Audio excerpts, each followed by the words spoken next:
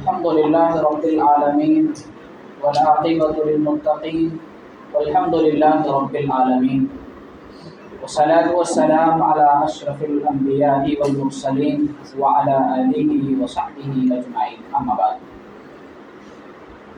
معزز سامعین، اللہ سبحانہ و تعالیٰ کا بے بیان شکر و احسان ہے جس کی توفیق سے ہم اور آپ اس دینی محفل میں شریک ہوئے ہیں جو کورونا مہاماری کے سبب تقریباً 2.5 سال کے بعد منعقد ہوئی ہے۔ ہم اللہ سبحانہ و تعالیٰ سے دعا کرتے ہیں مولا ہماری اس حاضری کو قبول فرمائے اور ہمارے اس جمع ہونے کو قبول فرمائے، اور دینی محفل میں ہم آپ سبھی حضرات کا خیر مقدم کرتے ہیں۔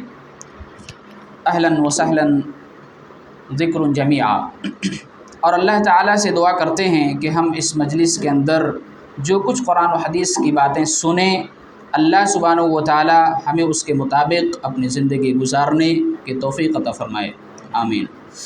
محترم حاضرین مجلس، یہ ہمارے لیے بڑی سعادت اور خوشی کی بات ہے کہ آج ہمارے مابین جماعت اہل حدیث کی ایک مایانہ علمی معزز مکرم شہرت یافتہ شخصیت موجود ہے، جن سے میری مراد فضیلت الشیخ ڈاکٹر سفیان قاضی مدنی مدیر جامعہ محمدیہ محصلہ حفظہ اللہ ہے۔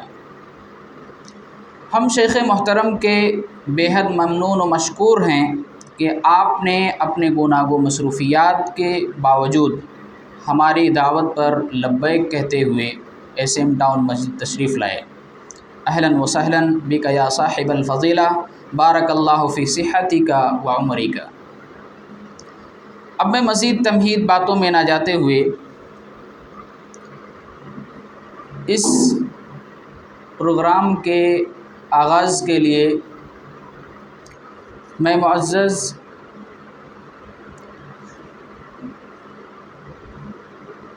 باسم نورے کو دعوت دیتا ہوں کہ وہ آئیں اور کلام اللہ سے اس بزم کا آغاز کریں۔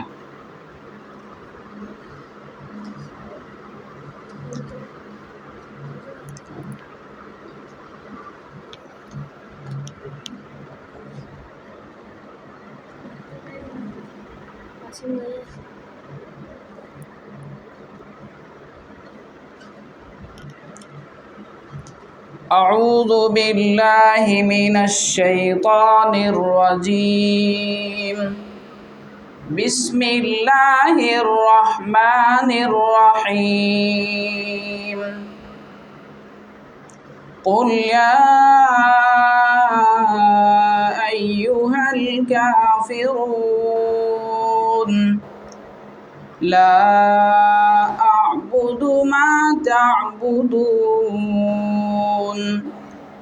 ولا انتم عابدون ما اعبد ولا انا عابد ما عبدتم ولا انتم عابدون ما اعبد لکم دینکم ولی دین۔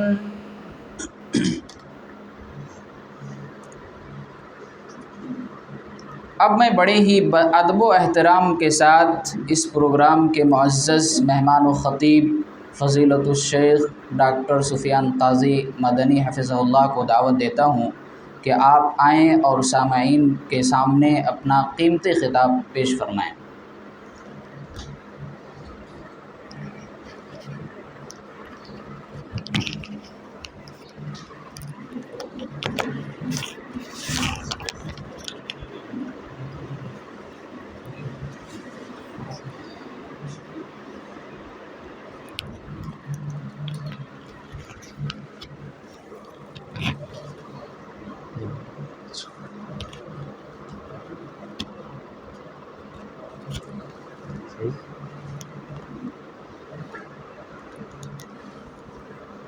السلام علیکم ورحمۃ اللہ وبرکاتہ۔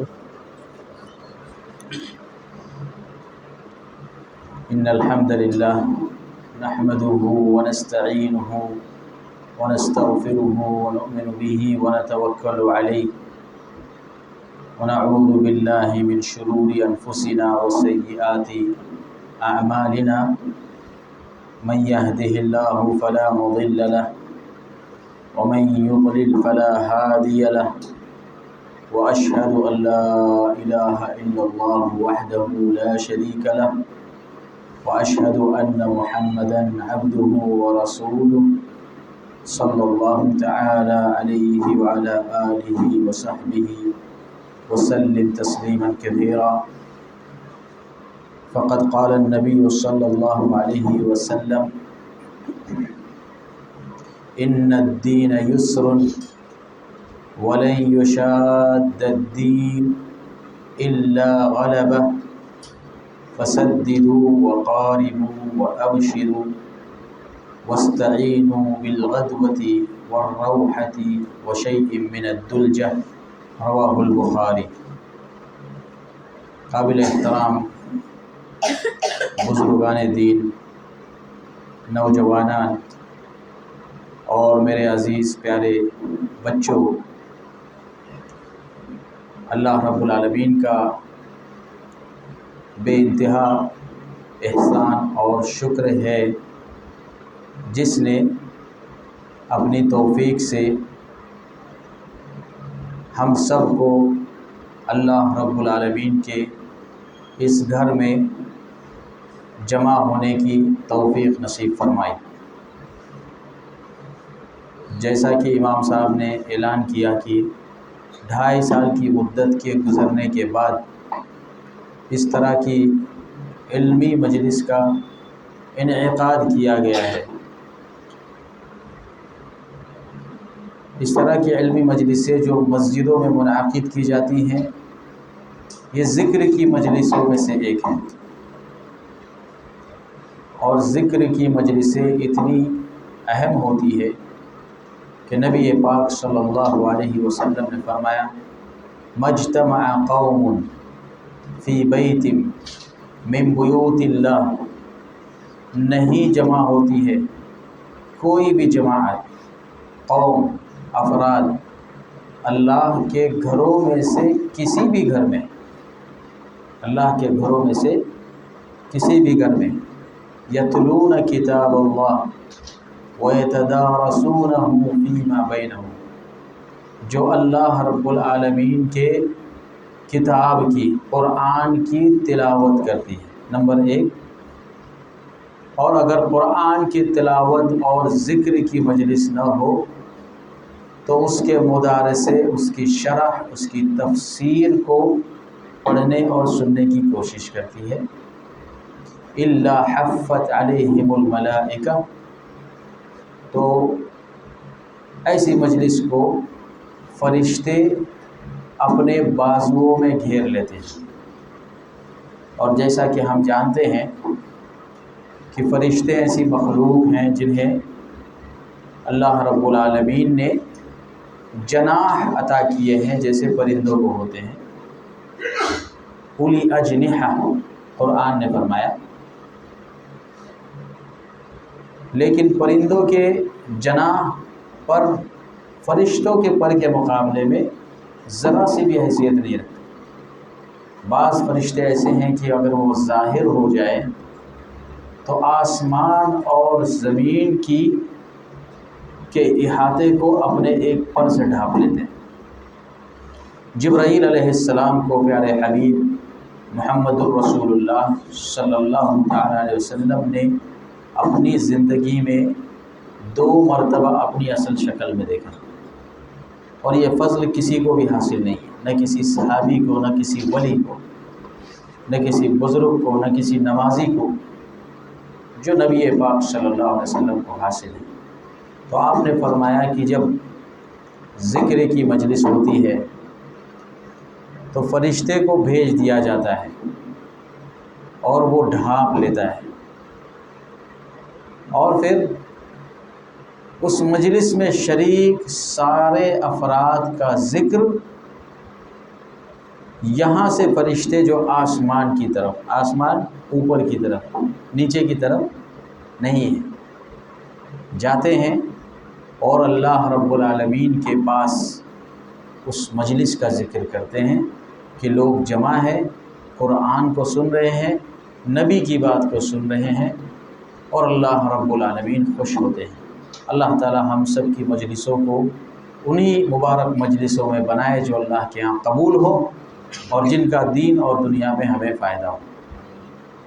میرے عزیز بھائیوں اور دوستوں، چونکہ سامنے نوجوان بچے بھی بیٹھے ہوئے ہیں تو میں اپنی گفتگو کو بچوں کے حساب سے بھی رکھنے کی کوشش کروں گا۔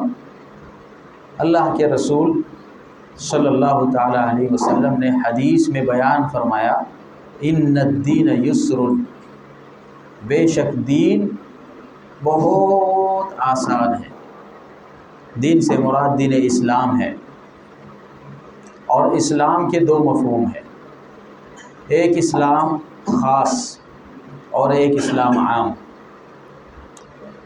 اسلام خاص وہ ہے جو نبی پاک صلی اللہ تعالی علیہ وسلم کو دیا گیا، اور اسلام عام وہ ہے جو اس روئے زمین پر سب سے پہلے شخص کے وجود سے موجود ہے۔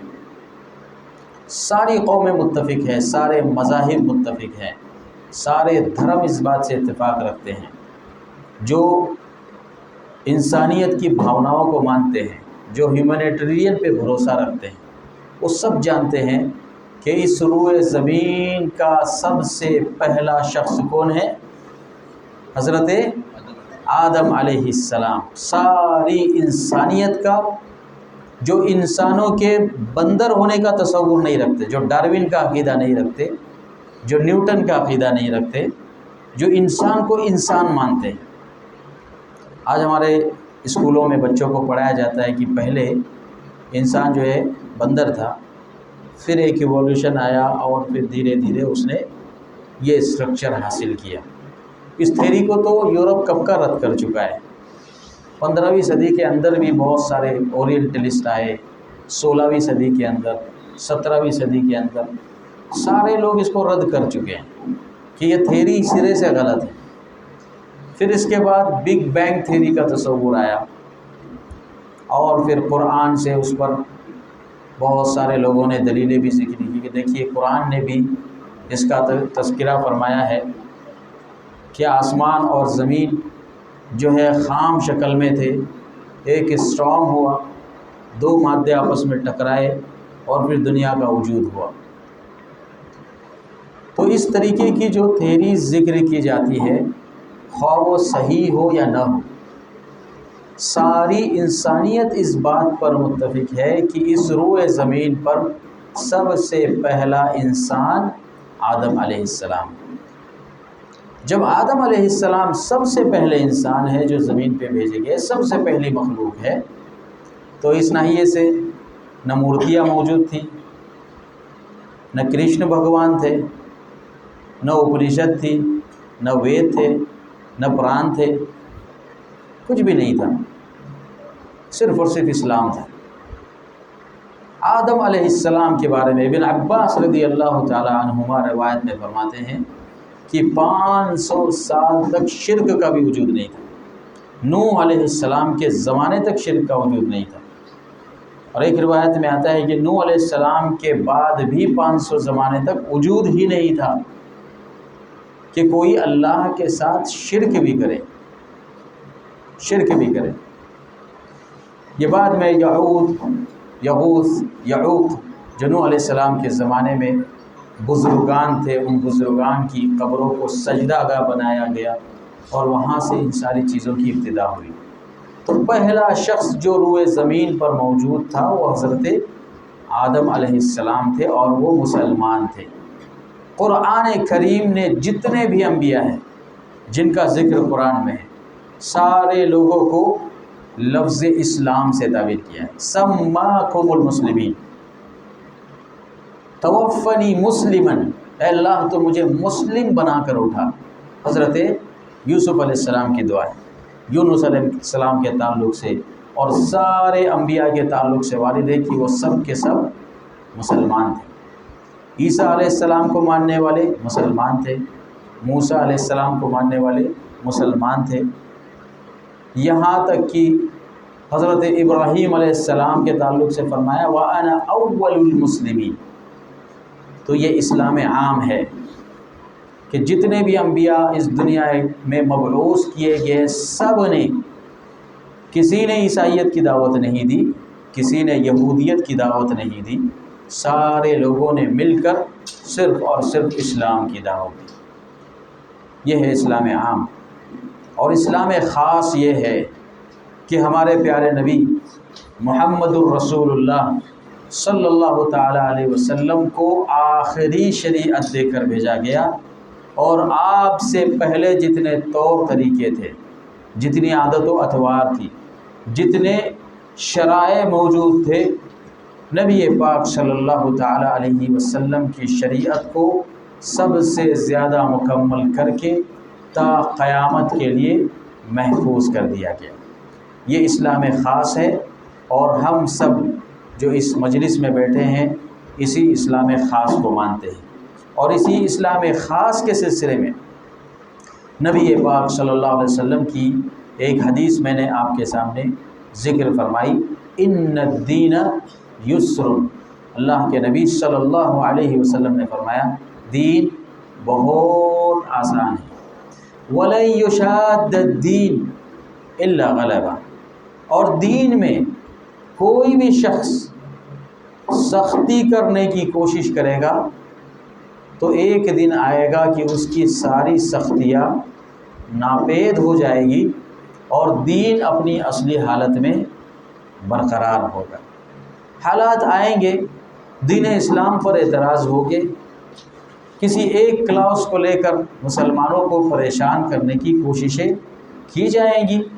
ہمارے ہی درمیان علماء ہوگے جو تشدد کا شکار ہوگے، بعض خوارج کا شکار ہوگے، بعض شیعیت کا شکار ہوگے، بعض جو ہے بدعتوں کا شکار ہوگے، لیکن یہ ساری چیزیں اسلام کے فنڈامنٹل کے سامنے، اسلام کے اراکین کے سامنے، اسلام کی سوچ کے سامنے، اسلامی افکار کے سامنے، یہ سب کے سب کچھ بھی حیثیت نہیں رکھتے۔ جو شخص بھی دین کے اندر مداخلت کی کوشش کرے گا، جو دین پیارے حبیب صلی اللہ علیہ وسلم صحابہ کرام کو سکھا کر گئے ہیں، جو فنڈامنٹلز، جو اصول آپ نے بیان فرمائے ہیں، وہ اپنی جگہ پر برقرار رہے گی۔ لہٰذا اللہ کے نبی صلی اللہ علیہ وسلم فرماتے ہیں وَلَن يُشَادَّ الدِّينَ إِلَّا غَلَبَهُ۔ کوئی بھی شخص دین میں سختی کرے گا، اس کی سختیاں مغلوب ہو جائے گی، دین باقی ہوگا۔ فَسَدِّدُوا۔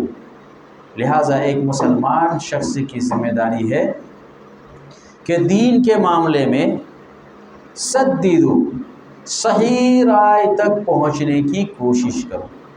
بہت سارے اختلافات آتے ہیں، تو نبی پاک صلی اللہ علیہ وسلم نے رہنمائی فرمائی کہ سب سے صحیح راہ جو ہو اسے اختیار کرنے کی کوشش کرو۔ وقاربوا۔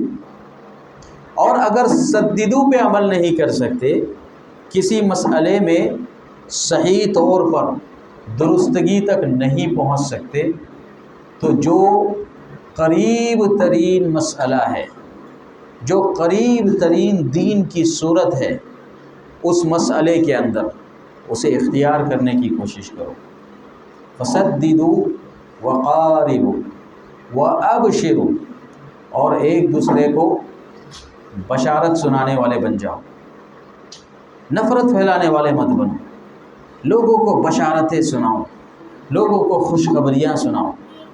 اللہ کے نبی صلی اللہ علیہ وسلم نے معاذ بن جبل رضی اللہ تعالیٰ عنہ کو جب یمن کا گورنر بنا کر روانہ فرمایا، تو مدینہ منورہ سے یمن کی طرف جو راستہ جاتا تھا چھوڑنے کے لیے آپ بذات خود ساتھ میں گئے، آپ خود ساتھ میں گئے، آپ نے سواری کی نکیل پکڑی اور آپ سے کہا کہ لوگوں کو آسانیاں بتاؤ، لوگوں کو آسانیاں بتاؤ، لوگوں پر سختی مت کرو۔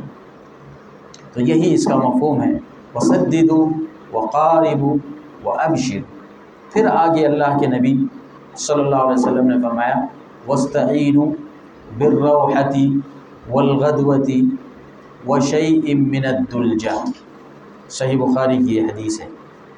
فرمایا جس طریقے سے ایک مسافر شخص جب سفر پہ نکلتا ہے تو اسے معلوم ہوتا ہے کہ سفر کا ڈسٹنس کتنا ہے، کتنا سامان لینا ہے، گاڑی میں پیٹرول کتنا بھرنا ہے، کہاں رکنا ہے، کہاں کھانا کھانا ہے، کہاں نماز پڑھنی ہے اور کب تک پہنچنا ہے، سارا ایسٹیمیٹ اس کا تیار ہوتا ہے۔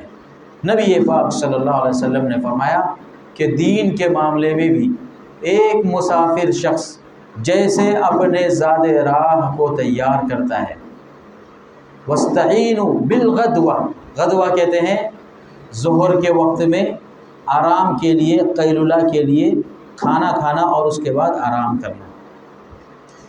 تو جس طریقے سے ایک مسافر اپنا وقت طے کرتا ہے، کہاں رکنا ہے، کہاں بیٹھنا ہے، کہاں کھانا کھانا ہے، کہاں آرام کرنا ہے، بالکل اسی طریقے سے دین کے معاملات میں بھی اپنی منزل مقصود یعنی جنت تک پہنچنے کے لیے جو اعمال شریعت میں مطلوب ہے ان پر عمل کی کوشش کریں۔ اس حدیث کو امام بخاری رحمہ اللہ نے روایت فرمایا۔ یہ حدیث اپنے آپ میں ہم سب کے لیے بہت عظیم سبق دیتی ہے۔ اللہ کے نبی صلی اللہ علیہ وسلم نے اس دین کو انتہائی زیادہ آسان دین بیان کیا ہے۔ دنیا میں اللہ رب العالمین کی بے شمار نعمتیں ہیں، بے شمار نعمتیں ہیں، اگر ہم انہیں گننا چاہیں تو ہم گن نہیں سکتے۔ ہمارے اٹھنے بیٹھنے، کھانے پینے سے لے کر ہماری صحت سے متعلق، ہمارے گھر میں معاشرتی معاملات سے متعلق، فیملیز سے متعلق، اسکول سے متعلق اللہ کی بے شمار نعمتیں ہیں جن میں ہم ہیں۔ لیکن ان ساری نعمتوں میں افضل ترین نعمت یہ اسلام کی نعمت ہے۔ اس سے بڑی نعمت کوئی نہیں ہے۔ دنیا میں سب سے بڑی نعمت اسلام کی نعمت ہے، اور سب سے بڑی نعمت ہونے کے باوجود اللہ نے اسلام پر عمل کو سب سے زیادہ آسان اور انسان کی طبیعت کے بالکل موافق رکھا ہے۔ اسی لیے اللہ کے نبی اللہ رب العالمین نے فرمایا یرید اللہ بکم اليسر ولا یرید بکم العسر، کہ اللہ تعالیٰ تو تم سے آسانیوں کو چاہتے ہیں، تم سے شدت کو اور سختیوں کو نہیں چاہتے۔ وما جعل علیکم فی الدین من حرج، اور تمہارے رب نے تمہارے دین کے معاملات میں تمہیں حرج میں نہیں ڈالا ہے، تمہیں پریشانی میں نہیں ڈالا ہے، ہر چیز کو آسان کر دیا گیا ہے۔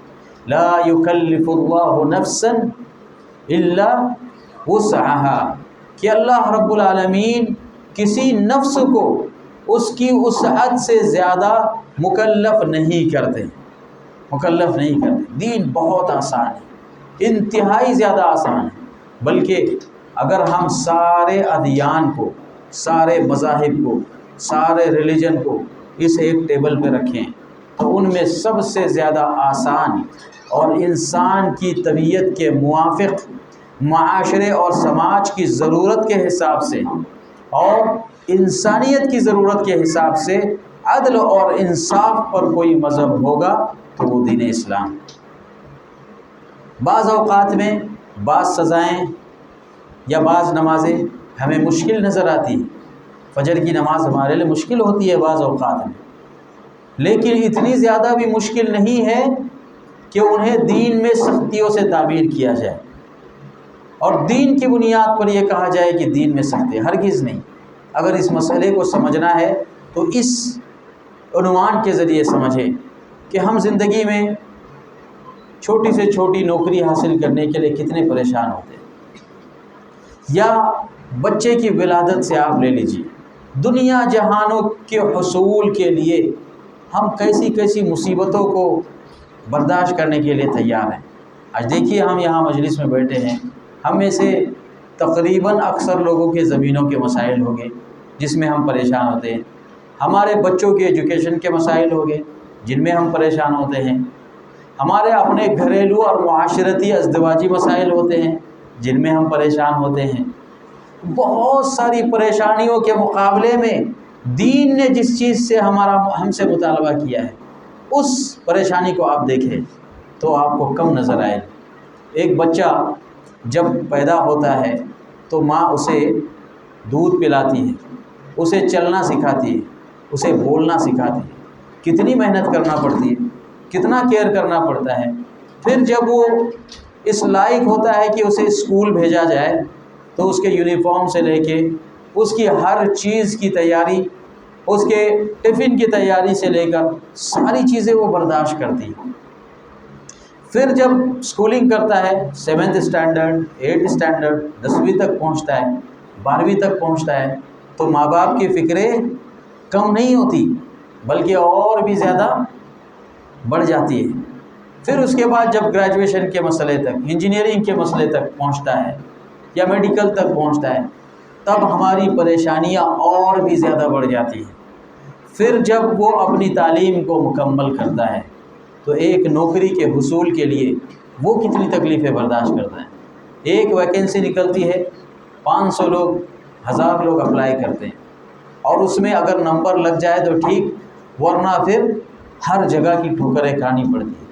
یہ ہمارے ساتھ ہوتا ہے کہ نہیں ہوتا ہے؟ اس کے مقابلے میں ہم دین کو دیکھیں کہ اللہ تعالیٰ نے ہم سے جن چیزوں کا مطالبہ کیا ہے وہ کتنی آسان ہے۔ دنیا کی آلائش کے لیے، دنیا میں اچھے سے اچھی گاڑی میں گھومنے کے لیے، اچھے سے اچھے بنگلے میں رہنے کے لیے، اچھی سے اچھی شادی کرنے کے لیے ہم کتنی تگ و دو کرتے ہیں، کتنی محنتیں کرتے ہیں، جبکہ اسلام نے دین کے نام پر ہم سے بہت ہی کم چیزوں کا مطالبہ کیا ہے۔ نماز جو 5 وقت کی فرض ہے اسے کتنا وقت لگتا ہے؟ آدھے گھنٹے سے زیادہ نہیں لگتا ہے۔ ہر نماز کو اگر 10 منٹ بھی آپ دیں، 7 منٹ اور 5 منٹ بھی آپ دیں، 5 وقت کی نماز فرض ہے۔ لیکن ہمارے دین اور دنیا میں بہت ساری آسانیاں ان نمازوں کی وجہ سے کھولی جاتی ہیں۔ اللہ کے نبی صلی اللہ علیہ وسلم نے فرمایا، من صلی الفجر فی جماعت فہو فی ذمۃ اللہ، جو شخص فجر کی نماز جماعت کے ساتھ ادا کرے تو اس دن کے حفاظت کی ذمہ داری اللہ رب العالمین کے اوپر ہوتی ہے۔ کتنی بڑی فضیلت ہے۔ تو دین نے ہم سے جن چیزوں کا مطالبہ کیا ہے وہ بہت چھوٹی ہے۔ روزے کو ہم لے لیجئے، سال میں 12 مہینوں کے اندر صرف 29 دن کا یا 30 دن کا روزہ ہم پر فرض ہے۔ 360 اور 365 دنوں میں صرف ایک چھوٹی سی مقدار میں ہم سے روزوں کا مطالبہ کیا گیا، اور وہ روزے بھی ایسے کہ اگر سائنٹیفکلی طور پہ دیکھا جائے تو انسان کو اپنے باڈی کو سال میں ایک بار ڈیٹاکشن ضروری ہے۔ ایک ویڈیو میں دیکھ رہا تھا ایک ہندو لیڈی کا کہ باڈی کو کیسے ڈیٹاکس کیا جاتا ہے یوٹیوب کے اوپر، تو اس نے ذکر کیا وہ تو اسلام جانتی نہیں تھی، وہ اپنے میڈیکل کی لینگویج بول رہی ہے، لیکن مجھے بڑا تعجب ہوا جب میں نے اس کی یہ بات سنی۔ اس نے کہا کہ اگر کسی انسان کو فٹ رہنا ہے اور اس کی باڈی میں جتنے بھی جرمز ہیں، جتنے بھی ڈیزیز ہیں، اس سے اس کو فری آف یہ رہنا ہے تو اسے سال میں کم سے کم 1 مہینہ اس کو بالکل بھوکا رہنا چاہیے۔ پھر اس کے بعد اس نے کہا کہ اگر کوئی شخص سال میں اس کی طاقت نہیں رکھتا ہے تو ویکلی کم سے کم 2 دن اس کو اپواس کرنا چاہیے، بھوکا رہنا چاہیے۔ مجھے اسلام کی نعمت یاد آئی کہ اللہ کے رسول صلی اللہ علیہ وسلم پیر اور جمعرات کا روزہ رکھا کرتے۔ اس لیڈی کو نہیں پتہ ہے، وہ تو بیچاری ہندو ہے، اسے نہیں معلوم کہ اسلام نے کیا سکھایا ہے اور اسلامی مذہب کیا کہتا ہے۔ وہ اپنے سائنٹیفکلی لینگویج میں بول رہی ہے، لیکن بعین ہی وہی بات کر رہی ہے جو اسلام نے دین کے طور پر ہمارے لیے اختیار فرمایا ہے۔ تو دین میں ذرا بھی سختی نہیں، دین میں بہت آسانیاں ہیں، بہت آسانیاں ہیں۔ اللہ نے نماز کو آسان کیا، اللہ رب العالمین نے روزے کو آسان کیا، اللہ رب العالمین نے حج کو آسان فرمایا، اللہ رب العالمین نے ہمارے زکوٰۃ کے سسٹم کو انتہائی زیادہ آسان فرمایا۔ زکوٰۃ اور ٹیکس کے سسٹم کو اگر آپ کمپیئر کریں تو زکوٰۃ کا سسٹم انتہائی زیادہ آسان ہے، لیکن اس کے فائدے پوری امت کو وسیع ہے۔ آج آپ دیکھ لیجئے اتنے سارے مساجد، مدارس، اور اسکولس، کالجز، یونیورسٹیز جو زکوٰۃ پہ چل رہے ہیں، باوجود یہ کہ ایک یہ ایشو ہے کہ زکوٰۃ کی مد کہاں استعمال کرنا چاہیے اور کیا واقعی معنوں میں ہم اس کا صحیح یوٹیلائز کر رہے ہیں کہ نہیں کر رہے ہیں، لیکن اس کے باوجود بھی آپ دیکھیے کہ اللہ نے اس میں کتنی برکت رکھی اور انسان کو اس کے لیے پریشان نہیں کیا۔ جس طریقے سے دیگر مذاہب کے اندر ہے کہ آپ کے یہاں بچہ پیدا ہو ٹیکس دیجئے، آپ کے یہاں وفات ہو ٹیکس دیجئے، شادی ہو ٹیکس دیجئے، یہ ساری چیزیں اسلام میں نہیں رکھی گئی۔ اسلام میں یہ رکھا گیا کہ ایک انسان کا ریونیو، اس کا پروفٹ اگر 85 گرام سونے سے زیادہ پہنچتا ہے، اس کے پاس کوئی اماؤنٹ ہے جو 85 گرام سونے سے زیادہ کی اماؤنٹ ہے، بینک میں پڑی ہوئی ہے، کسی کے پاس گروی رکھی ہوئی ہے، 1 سال کی مدت گزر جائے، زکوٰۃ کے نصاب کو پہنچے تو اس میں صرف 2.5% نکالے، صرف 2.5%، اس لیے کہ وہ اماؤنٹ اس کا ایسیٹس ہے۔ کوئی کروڑوں کا بنگلہ بنائے کوئی زکوٰۃ نہیں، کوئی کروڑوں کی گاڑی میں گھومے کوئی زکوٰۃ نہیں، اس کے پرسنل چیزوں پر اسلام نے زکوٰۃ نہیں رکھی، صرف ان چیزوں پر جو خزانے کی صورت میں ہے، جو تجوریوں میں بھر کے رکھا ہے یا جو مارکیٹ میں رننگ میں ہے۔ اور مارکیٹ میں رننگ میں بھی وہ چیزیں جن سے انسان کی روزمرہ کی ضرورتیں پوری ہوتی ہیں، جیسے بہت ساری سبزیاں ہیں، دودھ ہے، زکوٰۃ کو سرے سے معاف کر دیا، اس میں کوئی زکوٰۃ نہیں، کوئی زکوٰۃ نہیں اس کے اندر۔ لیکن وہ چیزیں جو as A capital, as a assets استعمال ہوتے ہیں، ان میں معمولی سی زکوٰۃ رکھی گئی۔ تو یہ اسلام کے دیے ہوئے ہر نظام اور سسٹم پر اگر ہم غور کریں تو اللہ تعالیٰ نے ہمارے لیے بہت ساری آسانیاں رکھی ہیں۔ ہمیں ان آسانیوں پر اسلام کا شکر ادا کرنا چاہیے کہ ہم جس دین کو مانتے ہیں، جس مذہب کی ہم پیروی کرتے ہیں، یہ ہماری طبیعت کے بالکل عین موافق ہے اور انسانیت پر یہ رحم دلی ہے اور اس میں ذرا برابر بھی سختی نہیں رکھی گئی ہے۔ اللہ رب العالمین مجھے اور آپ کو نیک توفیق نصیب فرمائے۔ الہ العالمین ہم سب کو اسلام پر قائم رکھے اور جب ہمارا خاتمہ ہو تو ایمان پر ہو۔ آمین وآخر دعوانا ان الحمد للہ رب العالمین وصلی اللہ علی نبینا محمد وعلی آلہ وصحبہ وسلم تسلیما کثیرا۔